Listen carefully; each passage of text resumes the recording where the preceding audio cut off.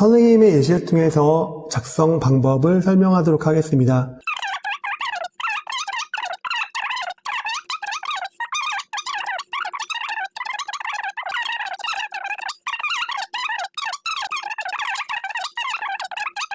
앞부분은 지난번에 여러분들이 했었던 직업 적성 검사, 직업 흥미 검사를 바탕으로 작성한 거고요. 이번에도 여러분들이 작성할 때는 지난번에 했었던 직업 적성 검사랑 흥미 검사의 특징 작성하였잖아요. 더 적합하다고 생각하는 것 일부를 여기다가 이제 옮겨서 작성을 하시면 됩니다. 근데 MBTI는 지난번에 각 요소별 특징에 대해서 작성하지 않았잖아요. 재능의 윤곽을 작성하기 위해서 말씀드리도록 하겠습니다.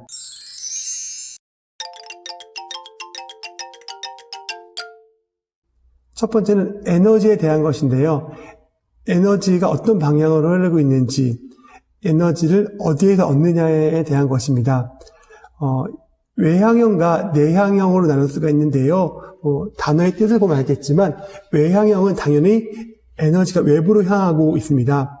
외부에서 사람을 만나면서 또 에너지를 얻는 것입니다. 자기 외부에 주의 집중을 하게 되고요. 사람들을 만나는 일을 좋아하기 때문에 폭넓은 대인관계를 유지하게 됩니다. 반대로 내향형은요, 자기 내부에 주의 집중하게 됩니다. 소수의 사람과 깊이 있게 대인관계를 추구하는 그런 또한 경향이 있습니다.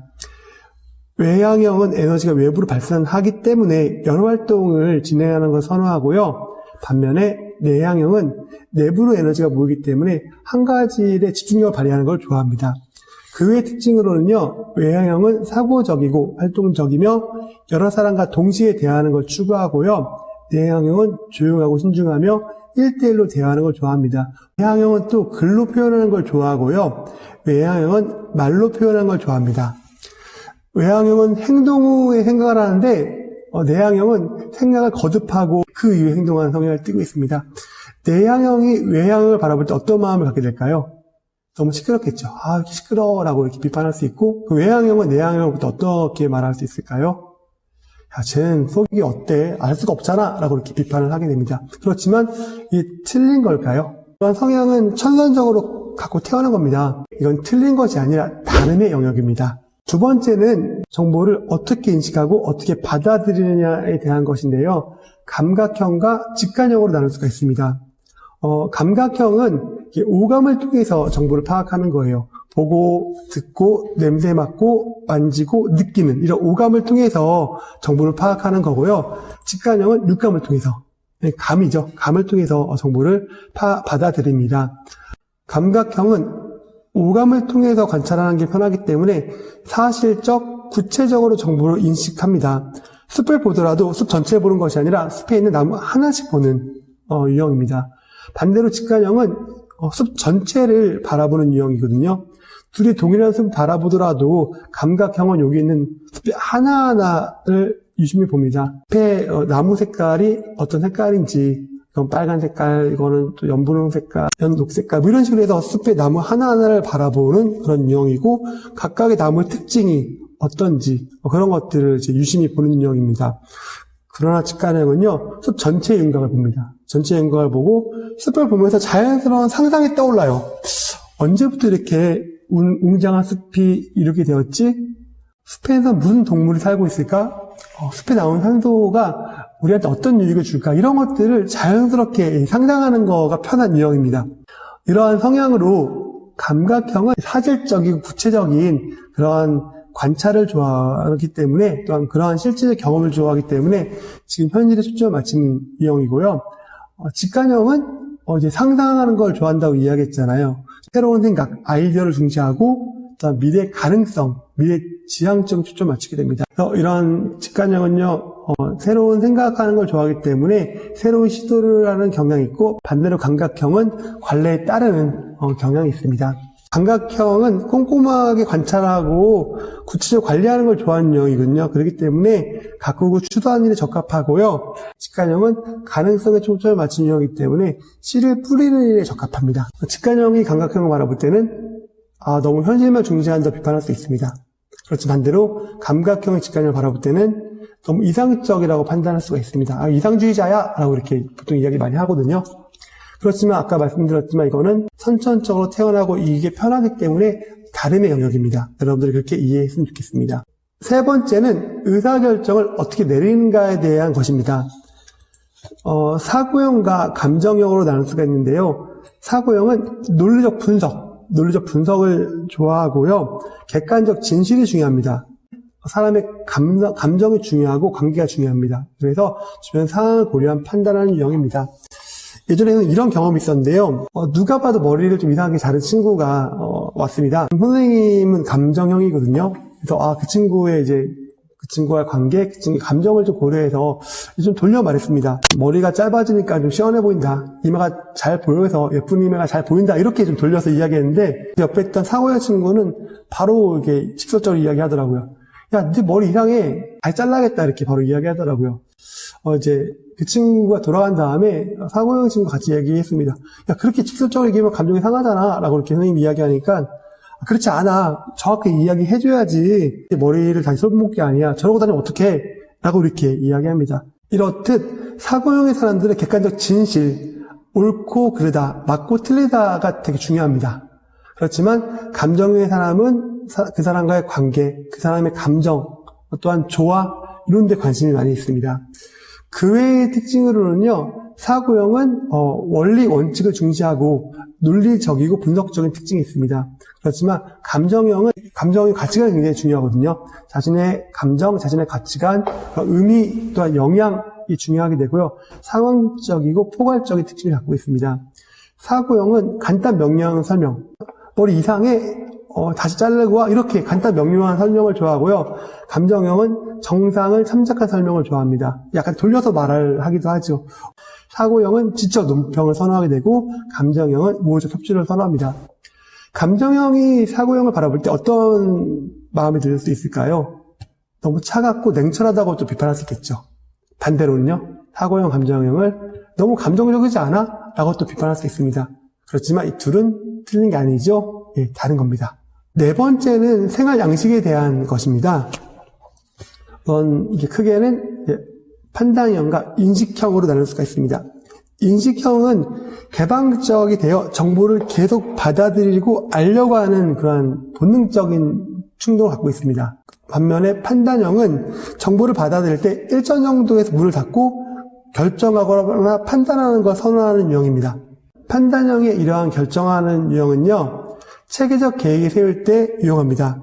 우선 분명한 목적과 방향을 세운 다음에 주어진 사항을 통제하면서 계획적으로 일하는 걸 굉장히 좋아하는 유형입니다. 반면에 인식형은 개방적인 태도를 갖고 있다고 이야기했잖아요. 상황에 따라서 융통성을 발휘하는 걸 좋아합니다. 목적과 방향이 변화가 가능합니다. 주어진 상황에 유동적으로 적용하는 그러한 특징을 갖고 있습니다. 판단형은 체계적 계획을 좋아하기 때문에 기한 내에 서두르고 신속한 결론을 내려고 합니다. 그렇지만 인식형은 기한이 임박해야 시작하게 되고요. 유유자적한 과정을 즐기는 걸 좋아합니다. 판단형은 또한 일체된 삶과 정리정돈하는 걸 좋아하게 되고요. 그렇지만 인식형은 자유스러운 삶을 좋아합니다. 판단형은 뚜렷한 자기 기준과 자기 의사를 갖고 있는 반면에 인식형은 유연성 있고 수용적인 태도를 갖고 있습니다. 인식형이 판단형을 바라볼 때는 이런 마음 들 수 있겠죠. 경직되고 답답하다 비판을 할 수가 있습니다. 반대로 판단형의 인식형을 바라볼 때는 너무 부질서해 비판할 수 있습니다. 그렇지만 이게 틀린 걸까요? 아닙니다. 좀 다른 성향을 갖고 있는 것입니다. 지금까지 설명을 드렸다면 이 내용을 바탕으로 MBTI 부분을 작성하면 되겠습니다. 이제부터 할 게 뭐냐면 각 유형별로 공통적인 내용을 파악해서 밑에 작성을 하는 겁니다. 선생님이 예를 잠깐 들어줄게요.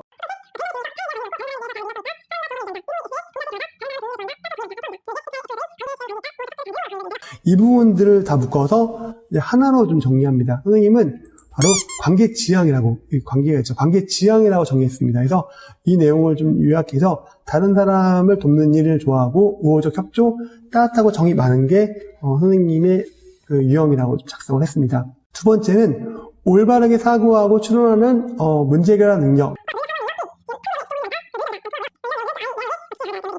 그래서 이 부분들은 선생님이 이 부분들 전체를 종합해서 탐구지향이라 적었습니다. 지적 호기심이 많고 논리적 아이디어가 많고 원리를 분석하여 대안을 잘 마련한다. 집중이 탁월하다 라고 이렇게 작성을 했고요. 분명한 목적과 방향이 있다. 가능성 의미를 추구한다. 시를 풀리고 동기부여하는 걸 좋아한다. 미래지향적 특징을 갖고 있다.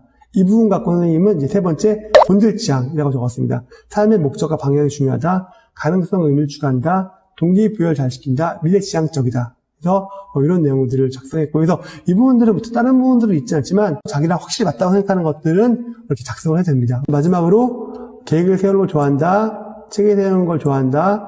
정리정돈된 계획과 책을 쓰는 걸 좋아한다. 이 부분 갖고는 이제 책의 지향이라고 묶었습니다. 그래서 계획을 세우는 걸 잘한다. 책을 만드는 걸 잘한다. 해서 여기 나온 용어들은 여러분들이 이 내용 보고 중요한 키워드를 이렇게 정리해서 작성하면 됩니다. 그래서 이 부분들이 재능기 윤곽입니다. 그래서 이 내용 갖고 재능을 탐색해 들어가는지를 또 방법을 설명하도록 하겠습니다.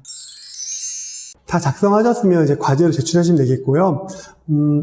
이거 말고 여러분 재능 탐색에 도움되는 과제 하나를 더 소개하도록 하겠습니다. 지혜를 통한 재능 탐색이라고 하는 과제인데요. 양식지는 이렇게 이제 되어 있습니다. 본인이 생각하는 장단점을 작성하기 어렵지 않잖아요. 근데 이제 부모님 생각하는 그리고 친구가 생각하는 장단점을 작성할 때는 방법을 설명드릴게요. 그래서 포스트잇을 2장을 준비합니다. 그리고 하나는 장점, 하나는 단점을 작성을 합니다. 그리고 부모님이나 또 친구들한테 이렇게 부탁하는 거예요. 내가 지금 나의 재능을 탐색하고 있는데, 이렇게 나에 대해서 이렇게 장점과 단점을 적어주면 나의 재능을 탐색할 때 좀 도움이 될 것 같아. 이렇게 해서 작성 좀 해주라. 라고 이렇게 부탁하면 됩니다. 그렇게 하면, 이제 친구들과 부모님이 작성을 해주시면, 그러면 이제 여기다가 요약해서 좀 정리를 하고요. 공통점과 차이점 작성하는 방법은요, 이 내용들을 다 정리해서 공통적인 점을 작성하고 또 차이점 있잖아요. 그럼 차이점을 작성하면 됩니다. 마찬가지로 단점도 공통점, 차이점을 작성하면 됩니다. 이 내용을 이제 리더글에 올리면 되는데요. 자신의 학급을 찾아서 올리면 됩니다. 이번 주 과제는 2가지가 있죠. 첫 번째는 재능의 윤곽 프로파일 작성하면 되고, 두 번째는 지인을 통한 재능 탐색을 작성하면 됩니다. 이 2가지를 지난번처럼 따로따로 방을 만들 테니까 거기다가 작성을 해서 올리면 좋겠습니다. 아마 이제 지금까지 이제 서서히 그 숙제를 해온 친구들은 자신에 대해서 조금씩 이제 알아가고 있을 것 같습니다. 이 과제는 이제 저희 자율 담당 선생님들도 보긴 하겠지만, 담임 선생님들도 여러분들 과제를 지금 보고 계십니다. 여러분들이 어떤 사람이고 어떤 학생들이 또 자기 반에 있는지를 파악하시기 위해서 여기 있는 과제들을 선생님 일부를 또 선생님들이 보시면서 여러분들을 맞이할 준비도 하고 있습니다. 여러분들이 과제를 잘 올려주시면 선생님들과 소통할 때 굉장히 도움이 많이 될 거니까 과제를 좀 성실하게 해주셨으면 좋겠습니다. 나는 무엇을 잘할 수 있는가라는 책에는 이런 내용이 나오거든요. 모든 사람은 어떤 분야의 전문가를 지향하기 전에 자기 자신에 대한 전문가가 되어야 한다. 한 사람이 모든 것을 잘할 수 없고 자원 역시 한정되어 있기 때문에 자신의 재능을 찾고 그것에 유한한 자원을 집중 투자해야 한다. 이것이 가장 효율적이고 효과적으로 자신의 전문 분야를 확보하는 방법이다. 이 책은 우리나라 자기개발 1호이신 구보영 선생님께서 자신의 제자들과 함께 쓴 책이거든요. 몇 년 동안 자신의 강점을 개발한 사람들을 보면서 바로 자신의 재능을 찾고 그것을 개발한 사람들이 자신의 강점을 찾아간다는 것을 발견하게 되었습니다. 여러분도 여러분들의 전문가가 되고 싶잖아요. 바로 핵심은 자기 자신의 재능입니다. 그 부분들을 여러분들이 좀 힘들겠지만 선생님이 계속적으로 이제 재능 탐색에 대해서 계속적으로 수업을 하고 있잖아요. 이 수업의 과제를 하나씩 해나가면서 여러분들이 여러분 재능을 찾고 강점으로 개발시킬 수 있었으면 좋겠습니다.